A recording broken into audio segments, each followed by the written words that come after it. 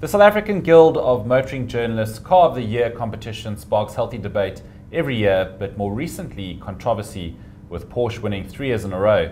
You're watching News 24 Live, and this afternoon we're joined in studio by Bernard Hellberg, who's the chairman of the Guild. He's going to tell us a little bit more about how the competition works.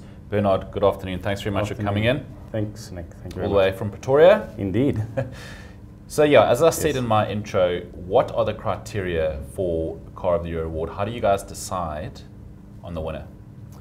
Nick, I must tell you, it's quite a process. And it's too long a process to condense it into a short space of time. But what it comes down to is that we look at all the cars that were launched in a specific period of time in South Africa. We consider those cars, the full membership of the Guild votes on those vehicles, and through a process we arrive at a number of finalists, and then those finalists participate in evaluation days. During those evaluation days, we consider all aspects of the cars. We look at their technology, we look at their performance, we look at their handling, we look at their value for money aspects. And ultimately, we have one winner, which is the Car of the Year. So now, as we know, Porsche's won 3 years in a row. Motoring enthusiasts up in arms. How can we afford a Porsche? You're saying off air, you guys award excellence. Yes. And I guess maybe a car that you would aspire to, not necessarily be able to afford. So explain that, the sort of practicality aspect of the competition. Absolutely. I think it's important to understand that over the 30 years of the competition, we have had cars from every level. In every segment just about. In fact, the Porsche Macan, which was the 2015 winner, was our first SUV. But that's not what we look for. We're not trying to identify which is the cheapest car or the best car for a member of the public to buy.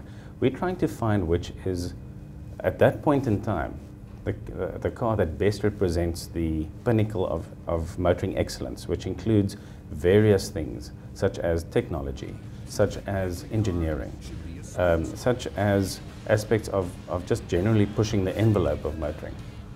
So it's really not about trying to say to the public, you need to buy this car.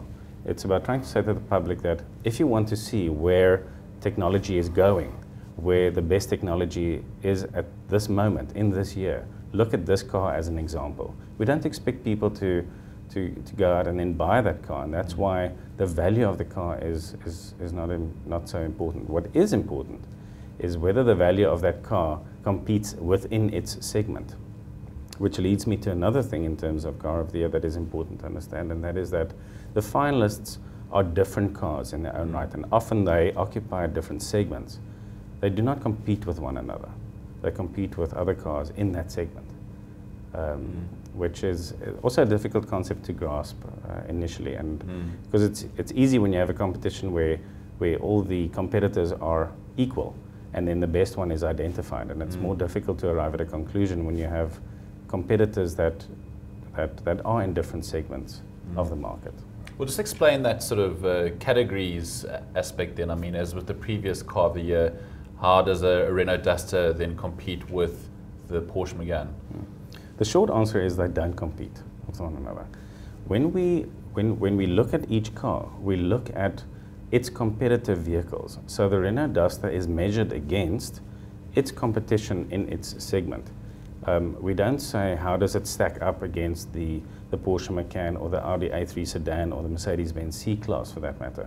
Not at all. We will look, however, at how it stacks up against another small or another compact SUV.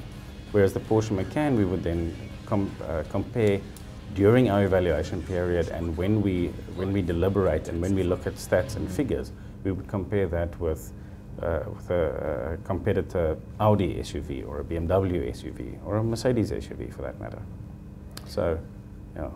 And I'm guessing it goes down to sort of democratic vote. Was the Porsche Macan your vote last year? We don't vote for a car. We actually assign it a score, but we have changed the scoring mechanism. Well, do you agree that was the worthy winner? I do, because the jury members, and we have 30 of them, those jury members voted, or they assigned their scores, and the scores tallied up to that car winning.